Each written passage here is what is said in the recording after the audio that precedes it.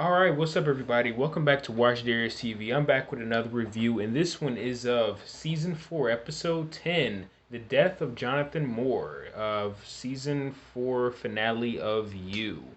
If you like this video, like, comment, subscribe, and share the video for reviews of Season 5 of You coming next year. So let's just begin. All right, this season was phenomenal. I did not expect all the different types of angles and plot devices they were going for. I literally would have had no clue that the Eat the Rich killer was Joe this whole time, and then Joe was obsessing over somebody else. But this time it wasn't a woman. It was ended up being a guy that was like a book writer, I believe, or some type of politician that he seemed to look up to. And then Joe ends up killing that guy by thinking that he was somebody else, and ends up taking over his personality. Who would have thought?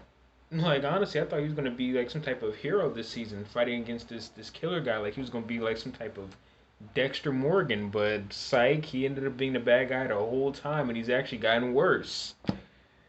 Let's start with this. Let's just start with this review. So basically, this episode starts with Joe talking about what to do with Marianne's body. After the end of the previous episode, so he's figuring out what to do with her body while talking to Reese. He ends up deciding to lay her on a park bench, and that's how that goes. So, at the school, a student tells Joe that Reese's body was found in the woods. This completely stuns Joe because he figured, well, what the heck was that all about? Edward questions his relationship with Nadia because basically the whole season he's trying to figure out, are we friends? You put me in a friend zone. Are we lovers? And Nadia is just kind of in her own world. Nadia shows Edward an article from season 3 of Joe in Love and this whole murder suicide thing that he set up at the end of season 3. Then she takes him to where Joe was hiding Marianne at, but the cage is all gone. So there's that. Nadia thinks Joe was a killer and he was the one that killed Love, I guess, making it seem like Joe was just the bad guy and Love was, more the normal one. Obviously, we know that that's actually reversed. Love was the one that was basically the main antagonist of that season. But of course, Joe was also a killer himself, so. And Nadia wants to stop Joe with help from Edward. So that's what they do throughout this episode. Joe writes like some type of suicide letter after Marianne's passing, and Reese tells Joe that Tom Lockwood set them up. And Kate texts Joe that she needs some help. So basically, Joe sort of drops everything and goes to see how Kate is doing. Kate says that Tom didn't kill Reese, and Phoebe wants to leave London, and they just sort of have a scene where Kate and Joe basically sort of talk. To be honest with you, I really never cared about Kate and Joe's relationship. I always found this to be kind of boring. I've always felt that there was more interest and more of a spark between Joe and Beck from back in season 1. And I've always liked sort of the dynamic between Joe and Love, with them being both like serial killer versions of Mr. and Mrs. Smith. So, the whole relationship with him and Kate, honestly, I find really boring. So most of the time they're together, I don't really care, to be honest with you. But anyway, but now they seem like they're going to be together for quite some time, as we can see in season 5 coming up. But anyway, Kate tells Joe that her dad has been stalking her basically most of her whole life and setting things up for her to succeed, pulling strings to help her out.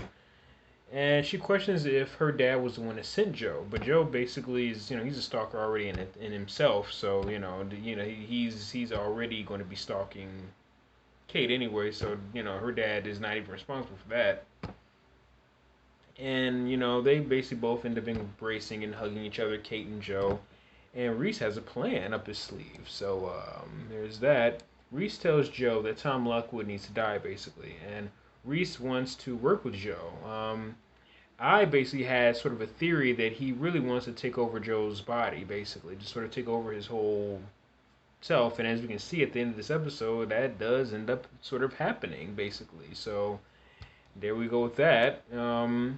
Edward, and I'm basically my theory for season 5 is most likely Reese is going to be controlling Joe's body, and Joe's going to be the main antagonist of season 5. I'm assuming that's just clearly what they're going for. But what theory is that? It's obvious that's what they're going for. But anyway, Edward has info on Reese and Eat the Rich Killer to stop Joe, so he ends up giving this information to Nadia to help her out. So they're really working together in this episode to really sort of help to stop Joe, and we're going to see how that works out for him. Joe goes to the Lockwood base, where Tom is at with his planes and all this other stuff like that. and he tries to run up on Tom, but he ends up being caught. But Joe questions him about the DNA on Reese's body, and Joe decides to just cut to the chase and just knock out him and tie him to a chair. And Lockwood tells Joe that basically tells Joe that Kate doesn't love him and stuff like that. And Lockwood says he will give Kate to Joe to look after, but just to be like, what, forget it. Just take care of my daughter, look after her. And he tries to spin this whole scene of trying to convince Joe to let him go. But then his bodyguard comes in, and Joe ends up having to kill that guy. And Lockwood says he can help Joe go back home to America, get his life together by paying him, doing anything he can to get up out of this. But it's basically not working. So Lockwood says Joe is becoming basically like him to Kate, sort of like being like sort of overseer to Kate. He's the one that's going to be taking over, basically, sort of looking after her and stalking her and looking after everything, basically like that. And he sort of calls Joe out and say, "Hey, you're basically doing what I've done to my own daughter." And Joe doesn't want to hear this, so he ends up killing Lockwood, Tom Lockwood. So clearly, that's what Joe is. They both are stalkers in their own way. He stalks his own daughter and being overprotective of her, invading her privacy, whereas Joe, well, basically does done the same thing with every woman throughout the show that he likes, including looking up to Reese, basically. So they're both basically stalkers calling each other out. I could say that most likely Tom Lockwood is going to be what Joe is going to turn into in the future, most likely in season 5. That's my predictions. But there's that. So Tom Lockwood is done. I thought it was going to be more of a bigger, more powerful antagonist. Joe was going to have to work to stop, but he ends up getting taken out pretty quickly. So there's that. Also, I gotta really bring up Dexter again. Tom Lockwood totally reminds me so much of that season 5 villain of Dexter. I forgot his name. The dude that had the barrel girl crimes that he had in season 5 with Lumen and all those stuff like that. This dude kind of reminds me of that so much, but or maybe a little bit of the villain from New Blood, where he's a powerful guy that basically can pull strings and make anything happen. He really reminds me of those two villains from the Dexter series. But anyway, let's get back to this review. So Joe sets up a murder scene with the bodyguard looking like he's the one that killed Tom Lockwood and sort of, I guess, ran away. They sort of killed him over some money, and there's that. So, as you can see, Joe is so good at being able to set up crimes, make it look like somebody killed another person. And he does that at the end of this episode. We'll get into that, too. And Joe walks to this lake, this sort of shore, and he's sort of just ignoring Reese talking to him. And he plans to jump, and Reese tries to convince him not to do it. Reese says Joe despises him. They sort of hug and embrace each other, sort of Joe hugging his more darker side, I guess, and they embrace. I guess his darker side has been around since the beginning of the series. He just now we physically can see it. Got to bring up Dexter again. It's sort of like Dexter with his dark passenger. I guess this is Joe's dark passenger, which is Reese. They embrace, and Joe basically tosses Reese off the ledge, his sort of dark side off the ledge, and he jumps too. So there's that, and I gotta bring up Dexter just one more time. This is really also similar to spoiler alert in Dexter. I think season 1 or the beginning of season 2, when Dexter sort of his brother ends up dying, and they sort of he held on to his brother who was underwater. You know that scene. Anybody that's fans of Dexter know what I'm talking about. In season 2, when Dexter sort of says goodbye to his brother, his dark passenger type of thing. That's that scene that he had in the lake where he was dropping. Everybody know what I'm talking about. This sort of reminds me so much of that scene. This show reminds me so much of Dexter. It's not even funny, but it's still good. It's not saying it's copying off of Dexter, but it has a lot of cues that I can tell feels very similar to Dexter. But anyway, so Joe decides he wants to jump off the cliff too, but he realizes after jumping in that he seriously regrets it, and he thinks about Kate, and he sinks, basically. Looks like he's done for. So Edward, and we know that he's not dead because it's a couple of minutes left before the end of the episode, so there's that.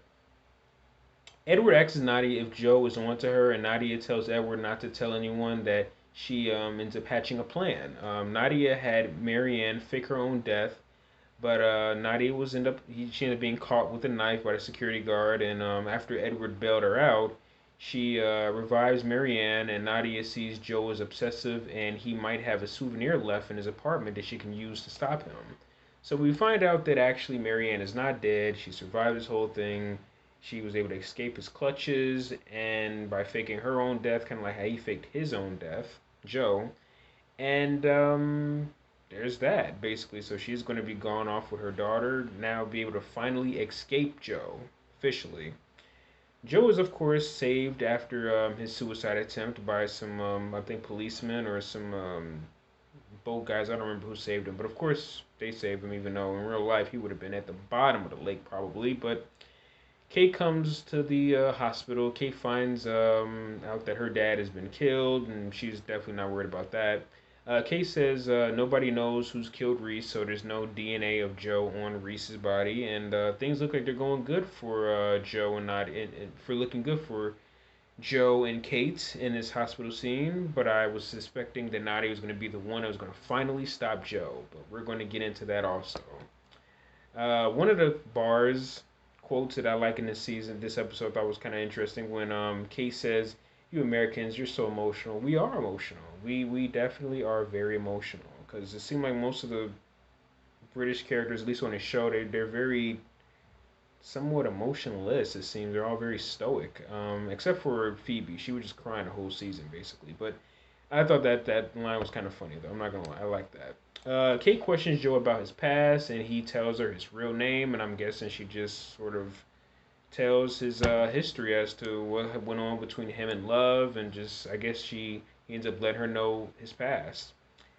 Talking about how he's killed people and other stuff like that. Most women would have ran away from him saying that, but she decides to stick around. But okay.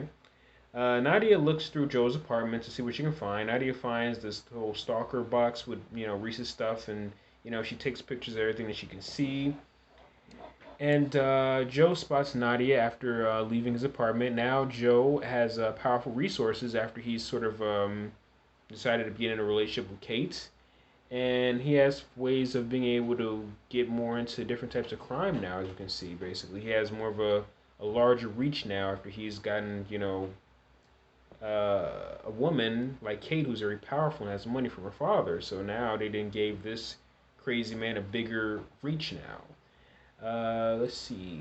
Then they have a scene where they basically sort of play that Taylor Swift song "Anti-Hero," which is very fitting for Joe. Throughout the season, he was looking like he was an anti-hero, but he finds out he is a complete villain basically in this season. I like that they're going back to what Joe really is, which is a bad guy. This dude's a serial killer, and I like that they are not trying to give him some redemption arc, that they let it be known that he is indeed a bad guy. I like that they do that. A few of the rich, snobby characters from this season who did survive, who didn't get killed, they're all doing well for themselves. Like Phoebe is now deciding to help kids out, so she's one of the few that's actually really made a turn for the better. Everybody else is basically sort of drugged out and doing their own thing. They're still the same as they always been, just richer, I guess. So that's how all those rich snobs go. Marianne is alive and well, like I said, with her daughter, and sees Joe is with Kate in a news article. I believe that she will try to stop him probably in season 5, but it would be smarter for her to just stay hiding because that's what she was trying to do in the first place before she ended up getting kidnapped by him. So it would be better if she just sort of lay low, you know what I'm saying? Joe shaves his facial hair and he sort of goes back to his season 1 look again. So that's pretty good. An interesting little callback to season 1. He tells story of how his ex-wife Love was crazy, and now his past can't be used against him no more. Now, before he was trying to hide from his past, now he sort of embraces it and says, make a book out of it and everything, just making a story out of it. Joe bought a bookshop, so that's sort of called back to earlier seasons when he was originally working at a bookshop. So I like that they're called going back to certain things from earlier in the series. Kate, like I said, now she has her dad's business, so now she's very wealthy and powerful and rich. We find out Joe ended up being the one that killed Edward, Nadia's sort of boyfriend, friend zone guy, or whatever he was supposed to be, while he was snooping in her apartment. While she was snooping in his apartment, he ends up deciding to put the knife in her hand that he used to, kill Edward, and plants Reese's stuff in her room and sets it up as Edward being the killer, and she killed him in self-defense. But instead, she decided to not want to sort of say that Edward was the killer, so she decides to go to jail for him instead.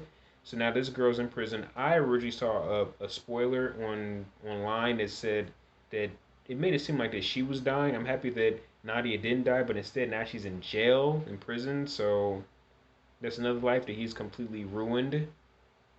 There we go, Joe, to sort of fulfill, to completely sort of fulfill his villain arc this season. Now he didn't destroy so many lives. Now this one girl that used to look up to him, now he destroyed her life, and there's that. Just like I suspected, now Reese has completely taken over Joe's body. He is a villain protagonist now. And Joe says that, killing is now going to be easy for him now since he's basically has a wife or girlfriend that's really rich and powerful. So now he has a bigger platform to do more crimes. So there's the end of this season. Wow, I pretty much predicted Joe is going to be a complete villain in season 5. I like that he's becoming a villain because I don't like them doing that whole anti-hero stuff. He's trying to do a redemption arc. He is officially a villain now. He was the eat the rich killer this whole time. His Reese alter ego is completely taken over, so I think that he's going to be obviously a complete villain this season. Marianne's going in hiding. It'll be smart for her to not try to take him down. And Nadia, I hate that that young girl's in prison now, but she is, and I think basically Joe's going to be a complete villain in season 5. And they say also season 5 is going to be the last season coming out in 2024. So I love this show. I hate that it's going to be the last season, but I hope that it ends on a good note. I hope season 5 is going to be really good. I wouldn't want the show to end badly. There's also a writer strike going on right now as of April 12th, 2023. So I don't know how that's going to affect the show. But yeah, this season was really good. Like I said, my prediction is that basically Joe's going to be a complete villain in season 5. They're going to be working together like probably what uh, Joe and Love were going to be like. Instead of they're going to be a very powerful, rich couple. And she might be cool with his killings, possibly. I don't know.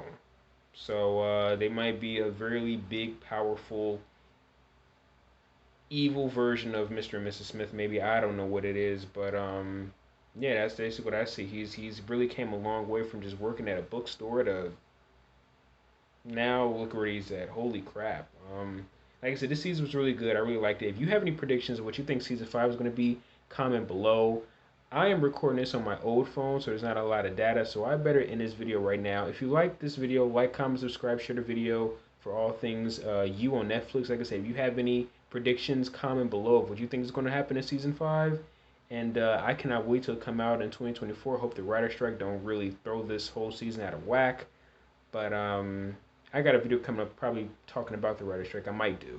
But yeah, so thank you for watching my video.